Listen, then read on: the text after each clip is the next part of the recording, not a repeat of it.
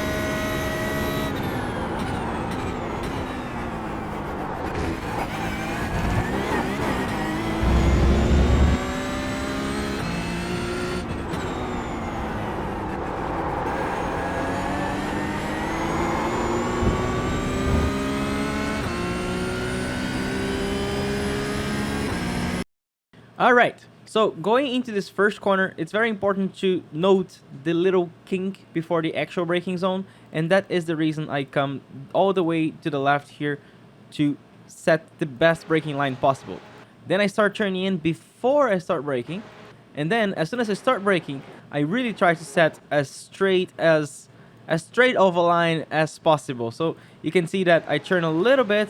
As soon as I start braking, there's a little bit of a turning there, but really what I want to do is brake on a straight line and not braking too hard on this corner because the track is falling. So we are braking on top of a crest and the brake performance is way lower. As you can see, just for comparison, here we're braking around 75%, and if we go all the way to the braking to the chicane, you will see that actually, well, here you can already see that the braking is opposite. The track is going up, so that is a compression, which means we have more braking performance and we can brake much more. So here you can see me braking more or less 85 to 90% in comparison to the more or less 75 that we have on the beginning of the braking zone for the turn 1 where we are falling.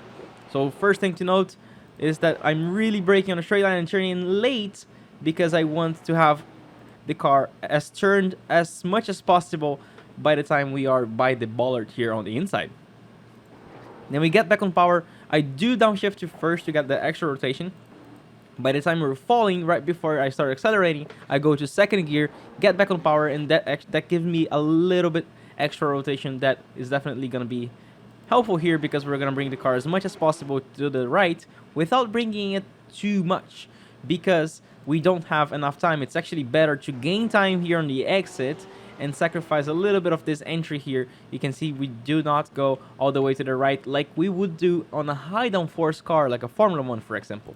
So here we stay, let's say 3/4, more or less, yeah, 3/4 to the right, and then we trail brake, and we are patient on this left-hander because it is kind of falling a little bit. We're going up, but then we're going less up in a way, so it is like a crest and the car is light, and it's also very flat, more or less off camber, which makes the car have even less grip while turning. So this corner does not have any grip.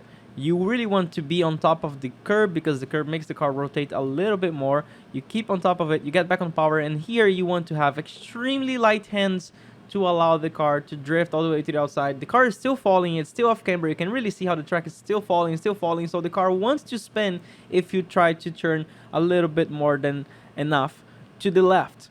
Here, we want to have the car, center line of the car, when it touches the green, you get an off track. So, as you can see, I'm actually quite safe here. I could have used a little bit more. Yeah, quite close. And then immediately already starting to brake for the next left-hander. Here, what we want to do is a very patient and very late apex So I'm still turning, still trail braking heavily, lots of trail brake, still turning. Here you can see as a reference that we have nothing here, but then here we have this dark drain here. This is what I use as a reference for the apex. This is where I want to be bringing the car even more. When I'm on top of the end is where I reach the closest to getting an off track. We will get an off track here when the center line of the car is on top of the drain or more than that. So as you can see, I'm pretty much on the limit to get an off track, but not getting an off track, and then bringing the car as much as possible to the left here, because the next corner we can gain a lot of time. Look at how much I'm bringing the car to the left, and then I change direction quite aggressively so I can really have this best exit possible here.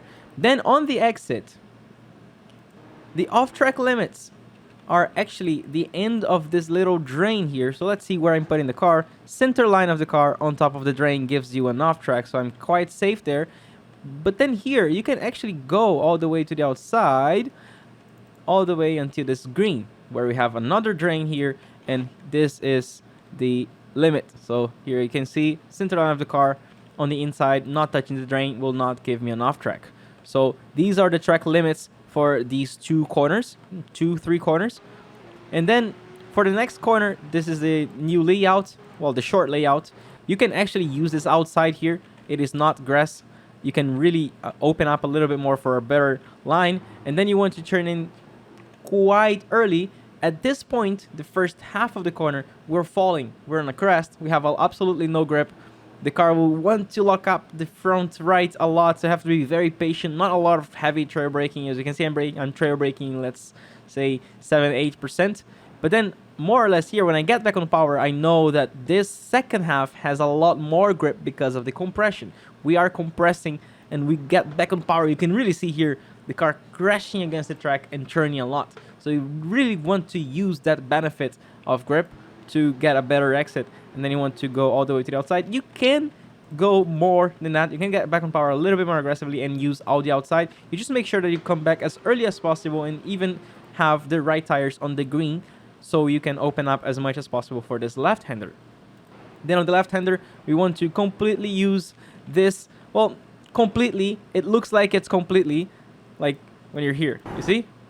The outside of the car, well, the inside of the car is, it looks like it's almost like going on top of the grass, but it's not. And you see from the outside, but you really want to use this curb to rotate the car. And then on the outside, you don't want to go all the way to the right, because the next corner leads us to a long straight, and we need that extra speed. We need to get the best exit possible from the right-hander, so I bring the car as much as possible to the limit here on the white line, and then we start just already trail braking and doing a very patient 5 to 10% trail braking, making the car rotate as much as possible. And then when you realize that you can get a good exit without using too much of the dirt, you smash the power. There's a lot of grip here, and you let the car run all the way to the outside. You can really use all this bluish green curb, and then on the way back, it's okay to just slightly touch the dirt on the way back. Then we go to the next corner, and here is where you can gain a lot of time. Why is that? Because most people will not try to use this curb here. They will try to go around the curb, as we would do in most Formula or light cars that are not able to hit that curb. But this car is able to cope with it. So what we're going to do is we're going to turn in, aiming to use the curb as much as possible. Look at that. And what you want to do is to put the right tires on the curb, on the flat curb, where the center of the car and the left are completely on top of the high curb. This gives you the best line possible to change direction here, and also completely use this one. Be careful, because if the center of the car goes on top of the green, you get an off track, and if you do a little bit more than that, you actually get a slow down. So be careful with the change of direction. You still want to have the left tires, in this case, on the flat curb. There's a little bit of a bump here. Well, not a little bit. There's an aggressive bump here. And then even after that, the car is going to be kind of bouncing a little bit. So you have to wait for the car to settle. And you want to allow the car to run all the way to the outside and use this curve on the exit as well. And then for the last corner, we have two choices. You can go all the way to the outside and come back trail braking for a wider corner. But you can stay on the white line and have a more stable entry. Both work, and the lap times are incredibly similar. So pick the one that you find the most consistent for you, and try to do that as always, like as much as you can, instead of trying to alternate between one or the other, because that can hurt your consistency. So kind of like 50% brakes, and then already trail braking, trail braking, trail braking. Wait, when you get back on power here, it's very easy to lose the rear because there's a kind of a bump, more or less here. So you want to be aware of this bump, get back on power, and allow the car to go all the way to the green. Here again, same thing. Center line of the car on the drain will give you an off track. So that's pretty much the limit for me there. And there you go. This lap time was a 1:27.0. I hope you enjoyed this quick tutorial, and I will see you next week. Bye.